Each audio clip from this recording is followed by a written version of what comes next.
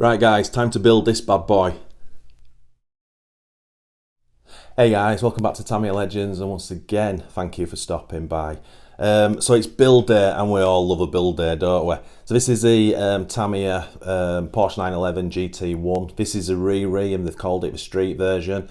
Whereas if you watched the previous video, I'm going with gold wheels. I've got the full racing decals for it from the one from 1997, I should say. I've got a Tamiya cockpit that's going in it. So this is going to be quite an involved build. I've got full bearing set for it, but in this video we're just going to build the chassis up from start to finish because I've never built a TAR3 R-S. So I'm super excited. 4-wheel drive, belt driven, gear diffs. The only thing I'm changing on the chassis, apart from a full bearing set, I'm going to whip off my TRF shocks from my TAR5R and put them on this chassis for running it basically, because they're super cool shocks with the TRF colour blue, and they've got white springs on. I think it's going to bring this chassis alive, and then we've got the gold wheels and all that to go on. So let's get set up and get building. Right, that's all the parts out. I have taken the parts I'm not needing, like shocks and stuff. I'll try to separate all that stuff out, but we've got all the plastics laid out. Chassis, belt, that's the bearing set, and obviously the instructions. So I believe first up is to get the diffs built. So yeah, let's get cracking. Right, so that's the first stage done. As I say, you just build 2 diffs up, they're identical. I'll just put the out cups in just to get the grease around. Got a very metallic sound to the diff. But that's it. That's all it is. Plenty of grease inside. That just jumps on like that, or it doesn't. Oh, come on. So that sits there, and then there's just this plastic cover to go on. Goes on that way, and 3 screws. Simple as that. So let's get this second diff sealed up, and then it goes into a gearbox housing. Right, so next stage is one of the diffs and 2 normal size Tamiya bearings are in there, and with this bolted down. So that's the first bit you do. You then build what they call the front counter shaft up, which is this unit here, 2 bearings. Now I've had a bit of a result actually, because these are the 2 bearings that Berry didn't have, and that's the bushes for them. But I looked through my box of tricks and I found 2 bearings. Come on, focus. Not gonna, is it? So yeah, it is going to be fully ball raced, which is absolutely awesome. So we've got that built up, and then we build this front section up with the top arms on. And then if I show you the instructions, this is the next stage now, where the front counter shaft goes in, we bolt it down, put both lower arms on, and then bolt the top down. And then what I will also do, let me just see if I can get it closer. So then we put the out cups in, and this top bit, so we'll get all this front unit finished in one go. Right, and that's that section complete. Really enjoying this one, really am. It's a little bit different. It's quite a unique design how it all goes together. So that's obviously the front gearbox. We've got the outer cups are in now, so you can sort of feel the diff. Now we've got this centre shaft in with the pulley on, and that now moves. See the cups moving. Yeah, that's cool. I mean, all the upper and the lower arms are on. So yeah, very cool. Next up is it's all the steering mechanism. Actually, it looks like we're building the whole front end up. So we've got all the steering arms to make the uprights, and then put the drive shafts in and secure it up, and then we go to the rear gearbox. So let's get this section complete. So that's the left and right front steering knuckles, all done. Very simple to do. Interestingly, the bearings that go in these cups are huge. Just to give you an idea, that's what I class as a standard Tamiya bearing. That's huge. So there's one in the inner of each one, but you don't put the outers in just yet. So that's that, and now it's just a case of joining all this up and putting the drive shafts in. So let's get that done. And that is the front end finished. Very, very cool design. Really like it. So obviously we've got the steering there, we've got the arms on, and now everything is connected. The drive, when you do it with your fingers there, is reasonably smooth. Doing a diff, very difficult. Yeah, it's quite a tight diff. But obviously I've got grease on my fingers and what have you. But if you just run your thumb over the pulley, very free. And obviously that turns everything. That's awesome. Really, really like it. I'm just looking at this for the, I'm presuming, yeah, it's going to be for the shocks. I'm hoping that the TRF shocks I've got are going to be the same size. I've not looked at the actual size of the shocks, so I'm really hoping I can get those on. But yeah, that's that. So what is it next? Crack on with the rear gearbox. Yeah, let's get cracking. Right, so that's the next couple of stages done. So rear gearbox, obviously this is where your motor housing is. So we dropped 2 bearings on either side and dropped the diff inside that. Bottom arms go on, and this little, it's not a pulley, I guess it's a runner for the belt. Got 2 small bearings on there. So that's that bit complete. We also had to build the second shaft of a rear shaft, which again, that was a bearing. So that's the 2 bearings I didn't have, and all that's greased up and ready to go. What else? And then there's this gear here, which is going in, and that's got 2 bearings in. And then the, well, I guess it's the front shock mount with the upper arms. So the next stage now, let's just move that across. So we're on stage 12, which is here. So it's a case of putting all this gearing inside and then putting this cover on. And then the shock tower, as I just said, put the cups in with a pulley and bolt that down, and then it'll be the rear arms. But let's get it complete to this stage. Thought I'd just stop and show you this. Very cool. So this is the rear gearbox. Obviously your motor goes in through there. So your pinion comes through and goes onto this gear here, which in turn's got a lower gear, which when that spins turns its upper gear, which is the belt spindle. So that goes like that, and as I say, these rollers for the belt. So that's how that's going to work, which is pretty cool. So we've got a cover just to put on there now and seal that unit up, and then as I say, we'll put the front shock on and put the towers in.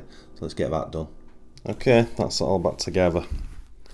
Shock towers on, cups are in, everything's greased, that gear cover's on.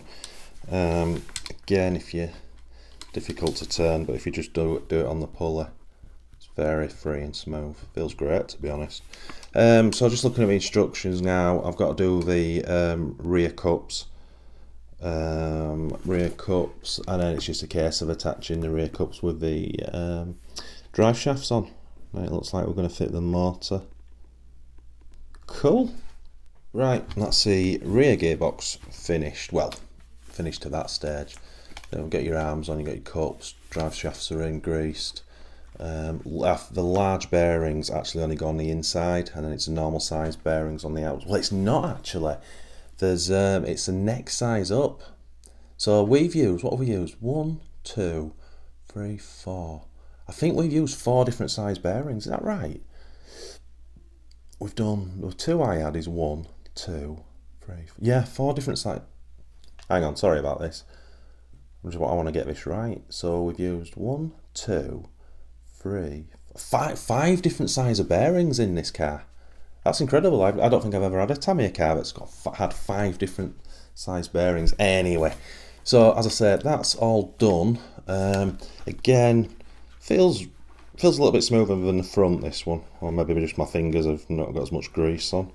You can see the bottom gear sticking out, that's what the pinion's going to touch, and then there's another cover that goes over once the motor's in. But again, if I just go with the pulley and just turn it, I honestly can't tell you how free that is. This thing is going to be super smooth. Right, next thing I want to show you is the gearing, because our next job is to fit the motor. Now, the kit comes with a 14-tooth pinion as standard. So, yes, we'll definitely be fitting that. Let me just tuck this down. Look at all the gear options you get with this kit. I'm blown away by that. So our first, obviously we get a 14 tooth with it, which gives you a gear ratio of 8.51, which I don't know what it's going to be like, but you can go all the way up to a 25 tooth pinion and take the gearing as low as 4.76. That is a hell of a jump. A 14 to a 25 tooth pinion. That's pretty insane. So yeah, that's the next stage. We've got this nice motor mount to go on. As I say, we're just going to fit the kit 540 in. So that's where we're up to. Put the motor through with the thing, with the motor mount, and screw that motor in, and then we'll put that rear case on. And that is that. Oh, and we obviously, because it's got so much, because the motor's it's got so much adjustment for pinion size, got to make sure we get this meshing correct. Right, just stopped, wanted to show you this, how the motor goes in. So a motor through from this side on its own without pinion, all the way through, and then you slide this metal plate underneath that gear. Now I've left the 2 screws on washers loose, and this will give you an idea of the adjustment. That's a pretty incredible amount of adjustment. So what I'll do before I do the gearing, I'll move it to the side, we'll re-grease the pinion in that gear, and then we'll get the meshing correct. And then I believe that the final cover just goes on to cover it all up. Really cool. Something very different, this build. So that's actually not the easiest thing in the world to get the meshing right, because you kind of have to wipe the grease off so you can see what you're doing to get it right. And the only sort of way you can feel it is on putting your finger on the belt pulley and then just turning it. And to be fair, I got it wrong a couple of times. It wasn't tight, but it wasn't as free as that.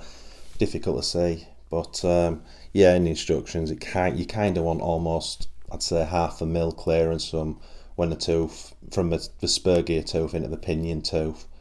Quite difficult to see, but anyway, that feels great. Just looking at that pinion, yeah, it looks, the shaft's so small. I'm just looking if it's got a good enough grip, but it has. Right, so now we can put that case on, and then we'll see what's next.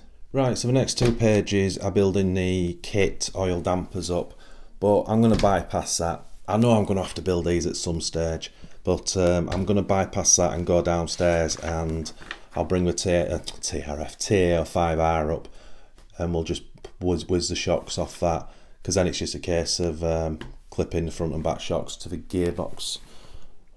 Sorry, I'm just looking. So that's the rear that you put the shocks on. And there's a steering linkage to make up. Then we're going to do some work on the chassis. Why is it telling me to put the shocks on? That's interesting. Sorry, I must have missed a stage where the other shocks go on. Attach rear dampers. Ah, sorry, it's up here. So yeah, I can fit the dampers onto both gearboxes. So let's go make a cup of tea, and then we'll do that next. Right, and that's the shocks on. That was a little bit more messing around than I anticipated. I had to change the bottom of the shock end to the actual kit ones, because otherwise it hits on these arms, because they're quite a weird shape and it needs that distance. I've got to be honest, I've no idea if these are the correct length or not. I would imagine these shocks are all the same size, but again, we won't know until it's on. But if they are, they look absolutely superb. I'll show you the front one. Fronts are on. Again, had to do the longer bottoms of the shocks. These are not brand new TRF shocks, are used, but that just gives it that bit of colour that I think is missing with black shocks. So, where are we? So that's the shocks. So we'll get the steering mechanism made up, and then first time we actually get something into the chassis, and then it looks like we're building some pulleys that then go into the chassis, and then we can get the front end on. So yeah, we're getting to the sharp end now. Right, and that's the first bit into the actual chassis itself, which is the steering mechanism. No bearings, just on those those screws, but bit of play in it like. But there's no sort of mod, you can't change bushes to bearings or anything. So the turnbuckles are on as well, just made those free up. These ones have a mil gap and that one's hard up for your steering servo. But yeah, that's pretty much it. Now I have to build this thing, which is, what am I going to call it, the centre belt tensioner or something, I guess. It's actually I think it's just a freewheeling pulley that there's an adjustment here, so you can start tightening the belt up as it starts to wear. So let's build this unit up, because that then just bolts straight into the chassis, but we'll have a look at that first. In fact, let's just get cracking with that. Right, and that's the tensioner made. So this bit here goes into the chassis like that, and then we have this pulley that's got two bearings in it. It's not a pulley actually, it's just a tensioner. So this is your adjustment here, and I've left it loose, but if you can imagine this is your chassis where my thumb is, then when your belt gets slack, this takes the slack up. Looks like it's got a load of adjustment as well. So we'll just nip it down there for now, and we'll get it in the chassis, and then it's just to get the front end bolted to the chassis then. Right, and that's the front end on. So two bolts through there, and then you put another two through there, and then the bumper's got 3 bolts on, and that's absolutely solid now to the chassis. So obviously that's finished now, all the steering's in, so that works. That centre pulley adjuster, I need to stop calling it a pulley, don't I? So that's on its lowest setting now.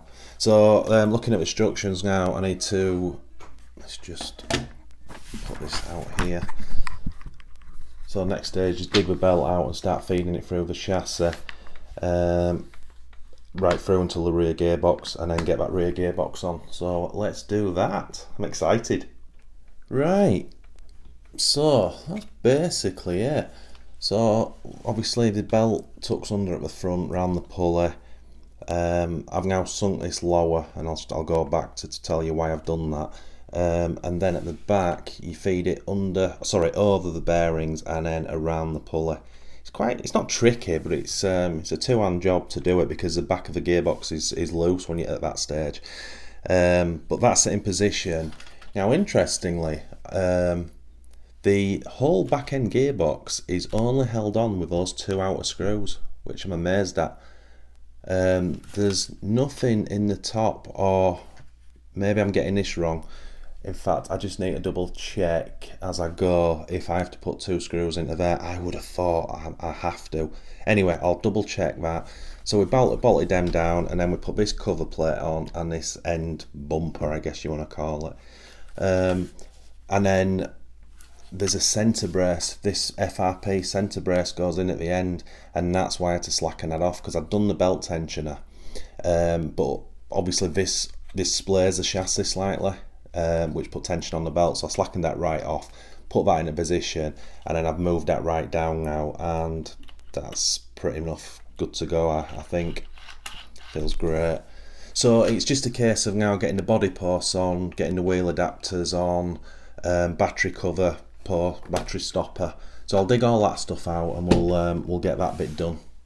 Right, that's those bits on. So we've got the front and rear body mounts on, body posts. There was 2 screws that I missed here, which bolts the top of the rear gearbox down, so that's held on with 4 bolts now, which is much better.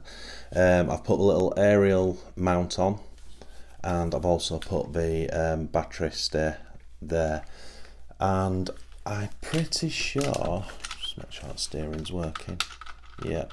So I'm pretty sure that's it. I can get the wheels on now. I've got the 4 bearing. Sorry, I put it in the centre. I've got the 4 neck size up bearings to fit on the insides of here. So let's get the wheels on. Ta-da! I'm really happy with that. That's pretty awesome. The shocks, rear shocks, are really on the short side, but I want this as low to the ground as I can get it. But we won't know until I finally got the body done to if I can use them. But I've taken the tensioners down, and that's the only movement it's got, which is all you want really. But it's, God, I don't know what the glout it's got about 5mm off the floor, that rear chassis. Obviously I can tighten them up a bit more if there's more weight that goes in. Fronts, they've got the softer springs on. Is that right? Softer?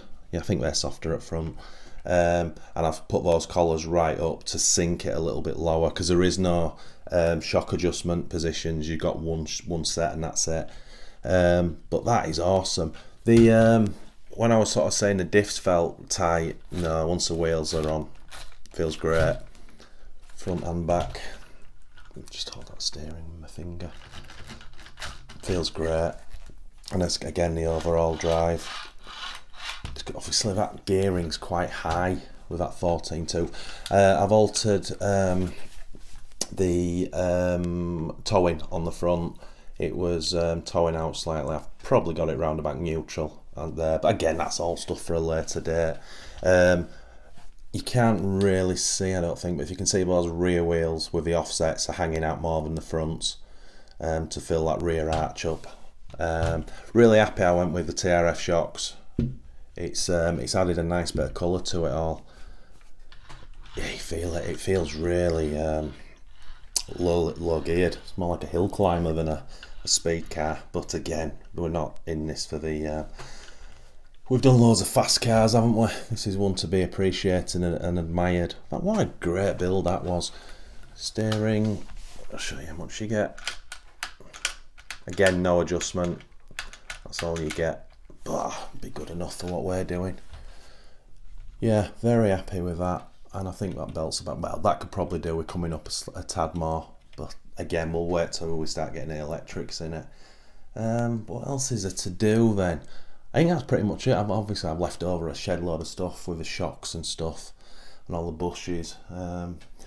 Funny enough, there was 2 gears left over. I thought that was interesting. Maybe it's just the way they moulded them. But they did come loose, funny enough. Maybe the spares, I don't know. Got numbers on. God, I hope I've not missed and it gives you 2 options for gearing. No, it doesn't. Must be just spares, I guess. What else we got? I'm just looking at some of the bits and bats. Okay, that looks like something we've missed. But I've been through the instructions. Maybe that's for a different version of the car. Just looking where that could go. Doesn't look anywhere obvious there. Unless it's on the inside of something, maybe. I don't know. Anyway, what I'm going to do is I'm going to have a clear up and then we'll go through what I thought of that build. Well guys, I've got to say, I really enjoyed that build. And do you know why? It's going to sound a bit nerdy. It's I'm going to say it felt, but it still feels like I built something vintage, if that makes sense. Now I know this chassis is only 97. Well, probably came out before 97, but the particular car I'm doing is 97, which is still 23 years ago. But yeah, I can't tell you the feeling. It's awesome when you build something different. You know, a completely brand new chassis. And this thing is very different from, what can you say, TAO 1s, 2s, 3s, TLs, you know, modern day TTs, you know, it's very different. It's awesome. I'm really happy with it. And as I say, I really wanted to know how it went together. And now I know. Very happy with that. As I say, there's going to be an issue with those. Well, there might not be an issue with those shocks, I don't know. I think we're going to have to put more tension on the rear once the battery's in and stuff. But movement-wise, it's got about 5mm, and that's enough.